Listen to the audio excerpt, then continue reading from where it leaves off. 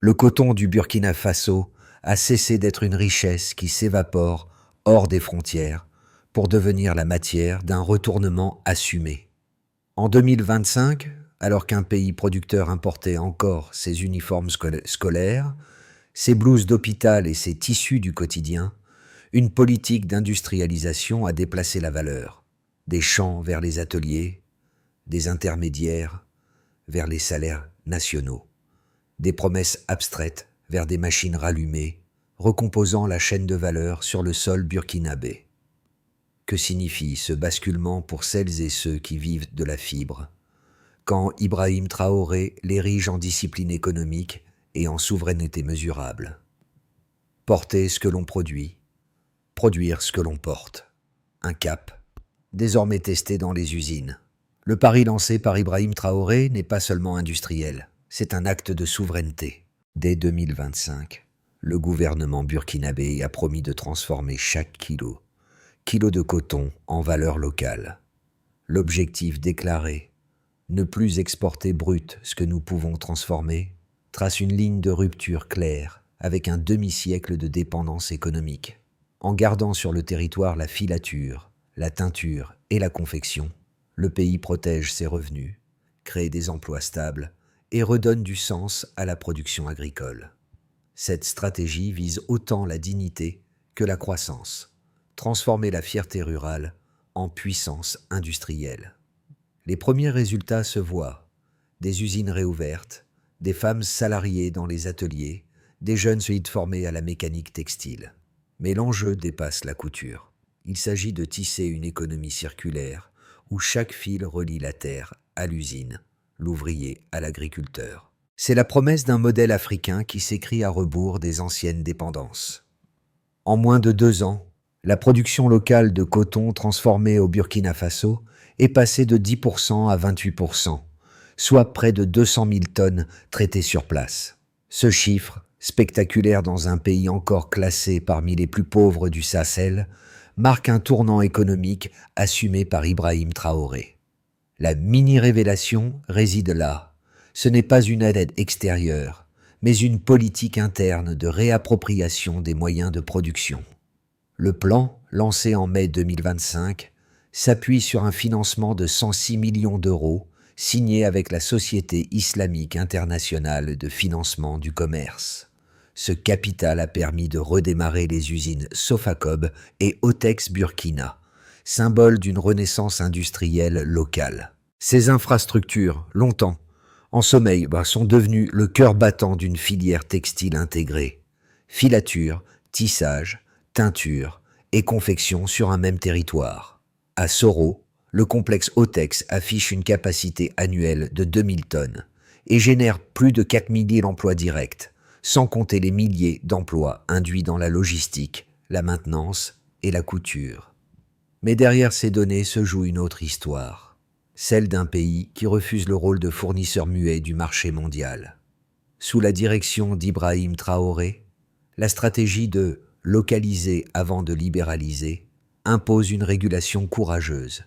Taxes majorées sur les fils importés, subventions énergétiques pour les usines nationales et clauses de contenu local dans les marchés publics. Ces mesures, souvent critiquées comme protectionnistes, ont eu un effet mesurable. La production nationale couvre désormais les besoins des secteurs éducatifs et médicaux, tandis que les importations de tissus chutent de 30% en un an. Le contexte de cette transformation, c'est une volonté politique inédite. Convertir la dépendance économique en moteur de dignité. Là où régnait le silence et la poussière, les machines tournent à nouveau, faisant du coton non plus un symbole d'exploitation, mais un instrument de souveraineté. Dans l'ombre des grandes décisions, ce sont souvent les visages du quotidien qui incarnent le changement. À Pabré, Awa, couturière depuis 15 ans, a vu son atelier renaître avec la réouverture de l'usine Sofacob. Avant, nous attendions les tissus importés. Maintenant, je coude avec le coton de ma région, raconte-t-elle. Compte-t-elle, son regard mêlant fierté et prudence. Son histoire résume la portée humaine de la politique d'industrialisation initiée par Ibrahim Traoré. relier production et transformation dans un même cercle vertueux. Ces premiers mois d'activité ont créé plus de 4000 emplois directs et plusieurs milliers d'emplois indirects dans la maintenance, le transport et la teinture. Chaque machine remise en marche signifie un revenu régulier pour une famille, une formation pour un jeune, une stabilité pour une communauté. Les ateliers textiles deviennent des lieux d'apprentissage collectif. On y transmet les gestes du métier, mais aussi l'idée qu'un produit local peut avoir une valeur mondiale. Sur le plan social, la mutation est visible. Le taux d'emploi féminin dans le secteur textile atteint 42%, contre 25% avant la réforme. Les coopératives autrefois confinées à l'artisanat informel s'intègrent désormais dans les chaînes industrielles, soutenues par des microcrédits et des commandes publiques. L'impact, bien que mesurable en chiffres, dépasse la statistique. Il se lie dans la dignité retrouvée d'une main-d'œuvre longtemps reléguée. Ainsi, chaque bobine sortie des usines incarne une victoire discrète, celle d'un pays qui transforme la pauvreté en compétence et la dépendance en fierté. Tout a commencé par une décision politique claire: reprendre la main sur la chaîne de valeur du coton, symbole d'un demi-siècle de dépendance. Dès son arrivée au pouvoir, Ibrahim Traoré a fixé un cap: relancer les usines, localiser la transformation, sécuriser l'énergie et les emplois. En quelques mois, 3 sites stratégiques, Pabré, Soro et Bobo-Dioulasso, se sont transformés en chantiers ouverts. Le fil blanc du pays redevenait le moteur d'une souveraineté économique concrète. Le premier temps fort fut la réhabilitation de Sofacob, usine historique de coton hydrophile. Lors de sa visite inaugurale, Traoré déclara: « Ce bâtiment n'est pas une usine, c'est un symbole de renaissance. » Sous son impulsion, la production redémarra en juillet 2025, après 10 ans d'arrêt, soutenue par un plan énergétique adapté et des subventions ciblées. Les premiers rouleaux de coton médical sortis des ateliers ont marqué la fin d'une décennie de silence industriel. En parallèle, le complexe Otex Burkina prenait forme à Soro. Conçu pour transformer plus de 2000 tonnes de fibres par an, il devait générer 4000 emplois directs et dynamiser des filières de dérivés. Teinture, transport, maintenance. L'investissement de 106 millions d'euros apporté par la Société islamique internationale de financement du commerce devint la pierre angulaire du projet. Une partie des fonds servit à moderniser les machines, l'autre à former les techniciens et à ouvrir l'accès au crédit pour les entrepreneurs textiles. Puis vint le tournant réglementaire. Traoré fit voter une hausse des taxes sur les fils importés, étendit les subventions énergétiques aux usines locales et imposa des clauses de contenu national dans les appels d'offres publics. Les observateurs occidentaux y virent une forme de protectionnisme. Lui y vit un principe de survie industrielle. « Nous devons localiser avant de libéraliser », lança-t-il devant des ouvriers vêtus du faso d'Anfani. Les effets ne tardèrent pas. En moins d'un an, les importations de tissus baissèrent de 30%. Tandis que la production locale couvrait déjà la majorité des besoins médicaux et éducatifs du pays. Les uniformes scolaires et les blouses d'hôpital furent désormais confectionnés au Burkina Faso. Les coopératives féminines, naguère cantonnées à l'artisanat, rejoignirent la filière industrielle, soutenue par des microcrédits et une demande publique stable. Mais chaque réussite portait son défi. Coûts énergétiques élevés, machines vieillissantes, formation technique inégale. Plutôt que d'attendre l'aide extérieure, Ibrahim Traoré engagea des partenariats avec la Turquie, l'Algérie et la Chine pour former ingénieurs et techniciens. Ce mouvement en 3 temps, réactivation, industrialisation, régulation, redessina le visage du Burkina Faso. Ainsi, en 2 ans, le coton passa du statut de ressource brute à celui de fil conducteur d'une indépendance assumée. Le pays, jadis simple fournisseur, devenait désormais son propre atelier, maître de sa matière et de son destin. Les chiffres confirment la portée du changement initié par Ibrahim Traoré. Entre 2023 et 2005, la proportion de coton transformé localement est passée de 10% à 28%, soit une hausse de près de 200 000 tonnes. Ce bond s'appuie sur l'entrée en service du complexe Otex Burkina et sur la relance de Sofacob, qui ont réinjecté dans le circuit productif une capacité industrielle oubliée. Mais le plus frappant, c'est la valeur captée.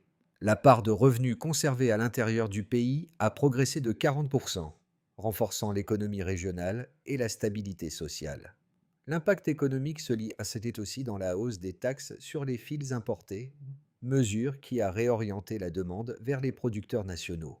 En moins d'un an, disons, la production textile burkinabé a réduit les importations de 30%, tout en couvrant les besoins des secteurs éducatifs et médical. L'énergie subventionnée depuis 2024 a permis de diminuer de 18% les coûts de production, donnant aux entreprises locales une compétitivité inédite.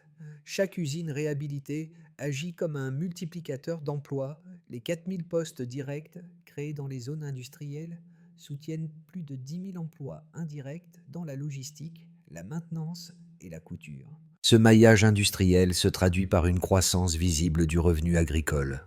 Près de 2 millions d'agriculteurs bénéficient désormais d'un prix d'achat du coton brut majoré de 12% en moyenne. Ces gains, réinjectés dans la consommation locale, stimulent la demande intérieure et réduisent la pauvreté rurale. Dans les campagnes, la valeur du coton ne s'arrête plus à la porte des champs. Elle circule, se transforme et nourrit le tissu social. Sur le plan humain, la réforme bouleverse les équilibres. Le taux d'emploi féminin dans le textile atteint 42%, contre 20% avant la réforme. Les revenus moyens des ouvrières urbaines ont doublé en 2 ans, tandis que les écoles techniques de Ouagadougou forment de nouvelles cohortes d'ingénieurs spécialisés en mécanique textile. Ce transfert de savoir-faire, jusque-là importé, devient un capital national. L'industrialisation cesse d'être un rêve. Elle devient un calcul productif, où chaque pourcentage gagné dans la transformation locale équivaut à de l'autonomie, de la confiance et de l'emploi. D'un point de vue macroéconomique, le coton contribue désormais à 8% du PIB industriel, contre 3% en 2022. Les exportations de produits finis, tissus médicaux, uniformes, bandages, ont dépassé les 25 millions d'euros en 2025. Le pays n'exporte plus seulement des balles compressées, il exporte du savoir-faire. C'est ce déplacement de la valeur ajoutée que Traoré décrit comme l'indépendance comptable d'une nation. Les données ne sont plus abstraites, elles mesurent une transition. Derrière chaque pourcentage, un atelier, une famille, une dignité retrouvée. Et c'est bien cette équation que le président répète. Industrialiser, c'est calculer la liberté. Toute réforme structurelle suscite des résistances. La stratégie d'industrialisation du coton, menée par Ibrahim Traoré, n'y échappe pas. Ses détracteurs affirment que le Burkina Faso, petit producteur face aux géants asiatiques, ne pourra pas soutenir une filière textile compétitive sans subventions massives. Ils craignent que la hausse des taxes sur les importations et la protection du marché intérieur provoquent une inflation des coûts, freinant la consommation locale et l'investissement privé. Certains experts occidentaux vont plus loin. Ils dénoncent un populisme économique, accusant le gouvernement de détourner des ressources publiques au détriment d'autres priorités comme la santé ou l'éducation. D'après eux, la souveraineté industrielle ne serait qu'un mirage, voué à s'effondrer lorsque les soutiens financiers s'amenuiseront. Mais les faits contredisent ces projections pessimistes. Depuis 2025, les importations de tissus ont reculé de 30%. Les exportations de produits finis ont franchi le seuil des 25 millions d'euros. Et le PIB industriel s'est accru de 5 points. Les critiques évoquent aussi le risque d'isolement commercial. Or, la politique de Traoré repose sur une intégration régionale active. l'Alliance du coton unissant le Burkina Faso, le Mali, le Bénin et le Tchad. Cette coopération permet de mutualiser la recherche textile, les infrastructures et la formation technique. Produire localement ne signifie pas se fermer au monde, mais choisir les conditions de l'échange. En intégrant ses partenaires africains dans des programmes de co-développement et de transfert de technologies, le Burkina Faso transforme la dépendance en apprentissage collectif. Enfin, les opposants se régnent. Ralentissement. À long terme. Mais ici encore, la réponse est concrète. La souveraineté ne repose pas sur un homme, mais sur un tissu social éveillé. Les coopératives, les écoles techniques et les petites entreprises portent désormais une partie de la filière. Cette diffusion du pouvoir économique garantit la continuité du projet, même au-delà des cycles politiques. Ainsi, les objections tombent à une devant une réalité mesurable. L'industrialisation burkinabé n'est pas un pari idéologique. C'est une discipline nationale. Un seul fil, une nation entière. Cette phrase, prononcée par Ibrahim Traoré lors d'une visite à l'usine Otex, a marqué le point d'équilibre du projet. Au milieu du parcours, la logique s'inverse. Il ne s'agit plus de rattraper un retard industriel, mais de définir un modèle d'autonomie durable. Les chiffres ne sont plus le centre du récit. Ils deviennent la preuve d'un état d'esprit. Produire localement, former nationalement, commercer régionalement. Dans les ateliers, la conscience collective grandit. Les ouvrières s'y cousent les blouses médicales qu'elles verront ensuite dans les hôpitaux de leur région. Les ingénieurs conçoivent des machines adaptées au climat et aux ressources locales. Le coton, autrefois symbole d'exploitation, devient un miroir identitaire. Ce moment charnière transforme la politique en culture. Le mot souveraineté quitte les discours pour s'imprimer sur les tissus, les uniformes, les gestes quotidiens. Et sous cette lumière nouvelle, le Burkina Faso cesse d'être un simple producteur. Il devient un tisserand de son propre destin. Les effets de la politique de transformation du coton se font désormais sentir à tous les niveaux de la société burkinabé. Sous l'impulsion d'Ibrahim Traoré, l'économie s'est structurée autour de 4 grands pôles d'impact. Les agriculteurs, les entreprises, les citoyens et la région. Parlons d'abord des agriculteurs. Plus de 2 millions de petits producteurs bénéficient aujourd'hui de contrats directs avec les usines.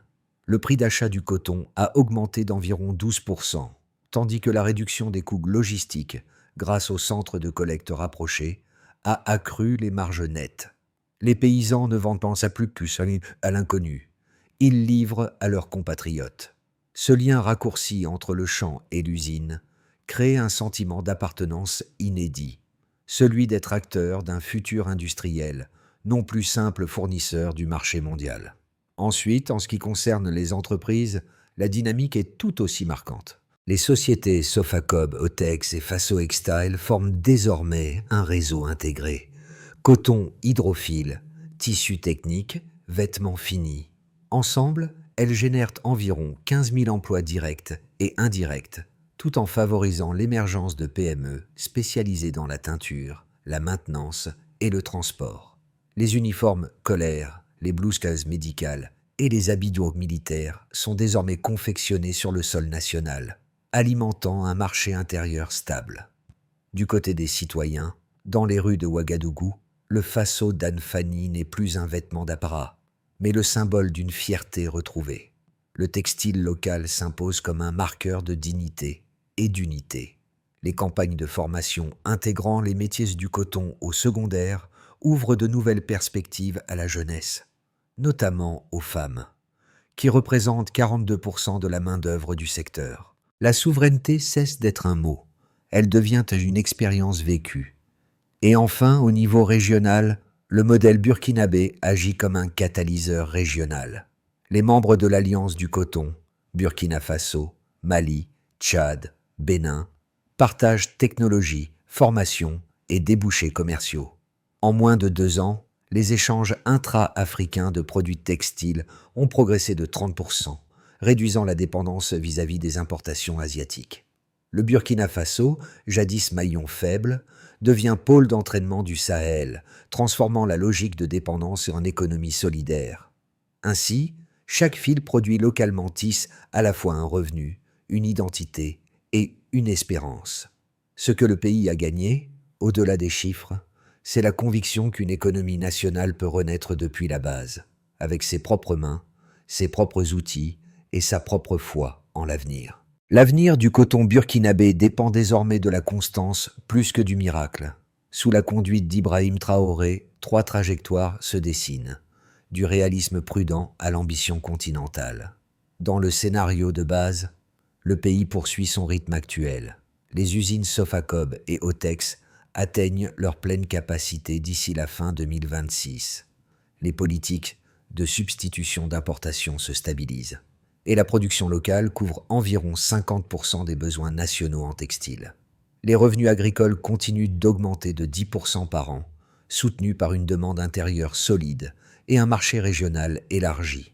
Ce scénario confirme la viabilité du modèle burkinabé, à condition de maintenir une discipline budgétaire stricte et des incitations fiscales ciblées. Dans une perspective plus optimiste, si la coopération régionale s'intensifie et que les infrastructures énergétiques sont modernisées, le Burkina Faso pourrait devenir le pôle textile du Sahel.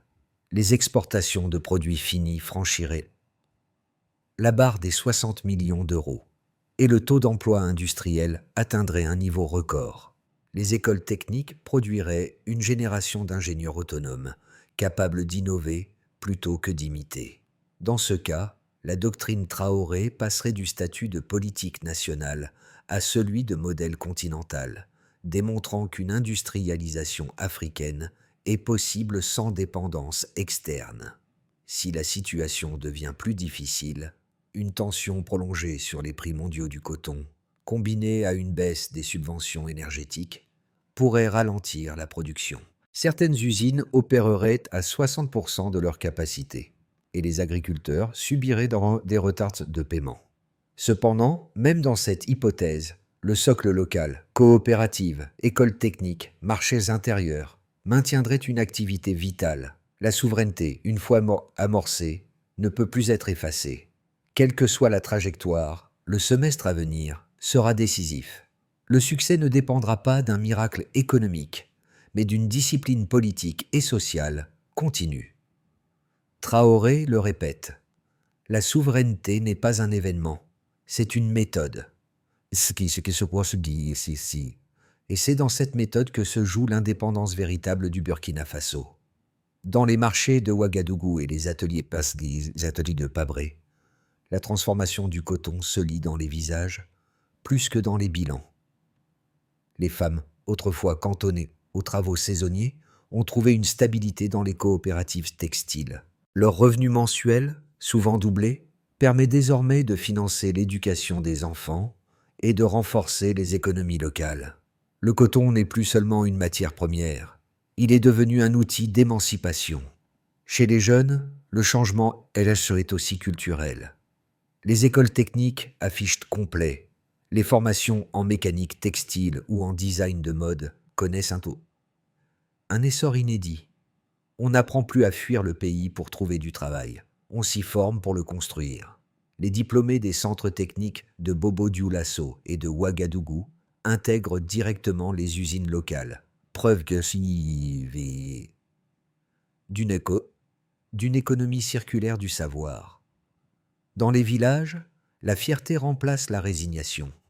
Les familles voient dans chaque vêtement cousu localement la preuve tangible que leur labeur a un avenir. Le coton, produit et transformé sur le même sol, crée un lien émotionnel nouveau entre le travail et la dignité.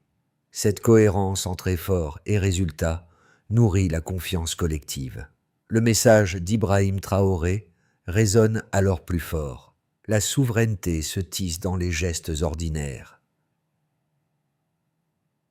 Chaque uniforme scolaire, chaque drap d'hôpital, chaque rouleau de tissu local devient une déclaration silencieuse d'appartenance nationale. Ce projet industriel, né de chiffres et de décisions, s'enracine désormais dans le cœur du peuple. C'est là que se mesure son vrai succès. dans le sentiment partagé que l'avenir du Burkina Faso se coude à même le quotidien. Pour pérenniser la transformation engagée, Ibrahim Traoré a fait adopter une feuille de route claire, structurée autour de 5 axes concrets. Premièrement, il faut consolider la production. Les usines clés, Sofacob, Otex et Faso Extile, doivent atteindre leur pleine capacité d'ici 2026. Un fonds de modernisation finance le renouvellement des machines, la maintenance continue et la stabilité énergétique. Cette étape vise à sécuriser la base industrielle sans dépendre des fluctuations extérieures. Deuxièmement, il est essentiel de former les compétences. 10 centres techniques et universitaires sont interconnectés dans un réseau national du textile. Chaque centre forme au moins 200 techniciens par an, réduisant la dépendance au savoir-faire importé. Des partenariats avec la Turquie et la Chine soutiennent la formation d'ingénieurs spécialisés en conception et automatisation textile. Troisièmement, il convient de structurer le marché intérieur. Les appels d'offres publics intègrent une clause de contenu local à 4%. Uniformes solaires, blouses médicales, équipements militaires, tout doit provenir de la production nationale. Cette demande stable stimule la qualité et ancre la souveraineté dans la commande publique. Quatrièmement, il faut ouvrir davantage de débouchés régionaux. Grâce à l'Alliance du coton, le Burkina Faso relie ses zones de production aux ports d'Abidjan et de Lomé via de nouveaux couloirs ferroviaires. L'objectif, fluidifier les exportations de tissus finis et renforcer la compétitivité intra-africaine. Enfin, il est nécessaire de mesurer et rendre compte des progrès accomplis. Des indicateurs trimestriels, taux de transformation, emploi industriel, part du PIB, sont publiés pour garantir transparence et efficacité. Cette méthode transforme la souveraineté en politique mesurable. Produire localement, former nationalement, commercer régionalement. Sous la direction d'Ibrahim Traoré, le Burkina Faso fait de l'indépendance non plus un discours, mais une méthode durable. Le bruit des machines de Sofacob couvre désormais le silence d'hier. Dans les ateliers où l'on entendait autrefois la poussière, résonnent aujourd'hui les voix des ouvrières qui plient le Faso d'Anne Fanny avec précision et fierté. Ces gestes simples, répétés jour après jour, traduisent mieux que n'importe quel discours la transformation voulue par Ibrahim Traoré. Faire de la souveraineté un travail, non un slogan. L'image est forte. Un pays qui se regarde enfin sans détour, fier de produire ce qu'il porte et de porter ce qu'il produit. Chaque fil cousu localement relie un passé de dépendance à un avenir de dignité. Dans le regard des jeunes apprentis, on lit cette conviction tranquille, que leur effort vaut plus qu'un simple salaire. Ils ne tissent pas seulement du tissu, ils tissent un sentiment d'appartenance. Quand Traoré parle d'industrialisation, il ne parle pas de béton ni d'acier, mais de confiance, celle d'un peuple qui comprend que son destin se construit à la mesure de ses mains. Et dans ce mouvement collectif, le Burkina Faso cesse d'être un récit d'espérance pour devenir une démonstration vivante d'indépendance. Le coton du Burkina Faso n'est plus une simple marchandise, c'est un message. Chaque mètre tissé, chaque uniforme cousu, chaque drap médical produit sur le sol national affirme une vérité sobre.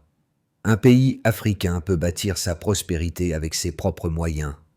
Mais cette souveraineté, Ibrahim Traoré le répète, ne se décrète pas. Elle se pratique, jour après jour, dans la constance et la solidarité. Soutenir cette démarche, c'est plus qu'un choix économique. C'est un geste de regard. C'est reconnaître que l'indépendance n'est pas un isolement, mais une coopération lucide entre peuples égaux. C'est croire qu'un fil, tendu entre la terre et l'usine, peut relier un continent à lui-même. Alors, la question reste ouverte. Quelles autres nations, quels autres peuples oseront à leur tour reprendre le fil de leur destin? Le modèle burkinabé n'impose rien, il inspire. Et dans chaque école, chaque atelier, chaque coopérative, le nom d'Ibrahim Traoré devient une métaphore, celle du courage tranquille qui tisse le changement.